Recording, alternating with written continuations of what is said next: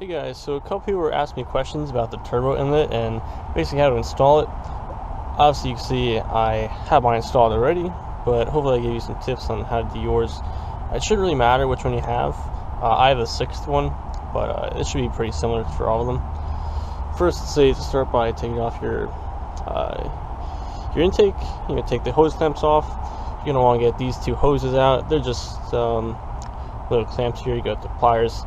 And then you gotta be careful, this is the carbon one, so maybe a little extra careful, but you don't want to break these.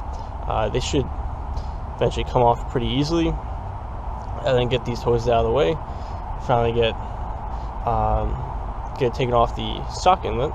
And then you're gonna be stuck with the 3 bolts here on the turbo. So you got one up here, one below on this side, and one on the other side. I'll show you on the original one. This is basically how it will look.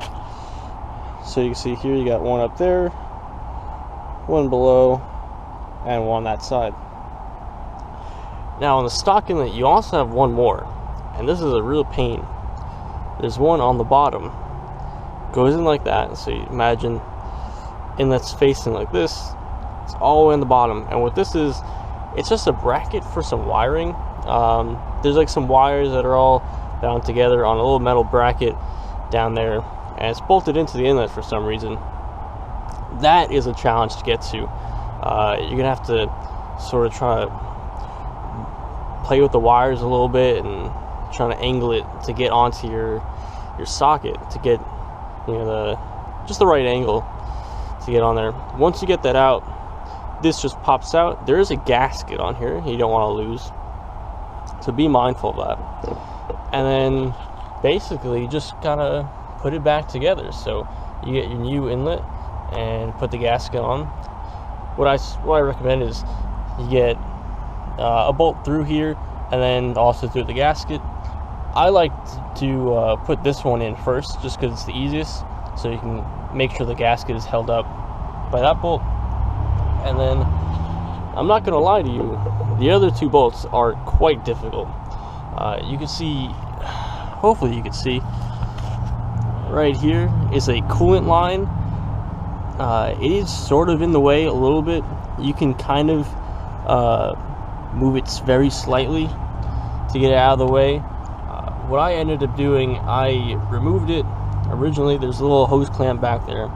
I leaked a little bit of fluid, and it allowed me to remove the stock inlet much easier. But then when I was putting it back together, I realized, well, once it's all together, I can't get that hose back on. So don't remove the hose. You're gonna have to put it on anyway, and when you have the new bigger inlet, it's almost impossible to get any kind of ply or anything on there. So just leave it there. You can do it, just to be gentle and kind of push it out of the way. My other tip is have like a magnetized set of sockets. That will really help with these bolts, because I mean this one's easy to get to, but the ones down here and on the other side, very hard. What you end up doing is you take your ratchet, imagine a bolt on here, and you kind of just slip it on to the socket and just have to fish it in there, and that usually doesn't work out too well. I end up dropping the bolt about 3 or 4 times, and I had to reach down here, and it was just a pain.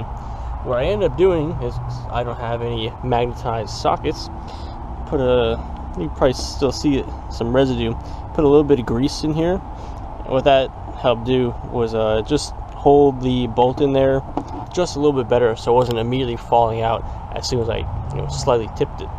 And that actually worked really well. After I did that, I was able to get the front and the back ones in pretty easily.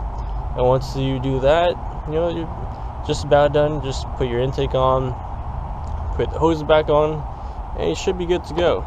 So yeah, basically my big tip is, if you don't have any magnetized sockets, use a bit of grease on here, and don't forget about this bolt underneath. This one is a bit tricky to get to, and I feel like a lot of people don't mention it from what I've seen. But anyway, hope you guys enjoyed. Hope that was at least a little bit helpful. I would have loved to know about that grease tip beforehand. So hopefully I can help you guys. Anyway, I'll see you in the next one. Thanks for watching.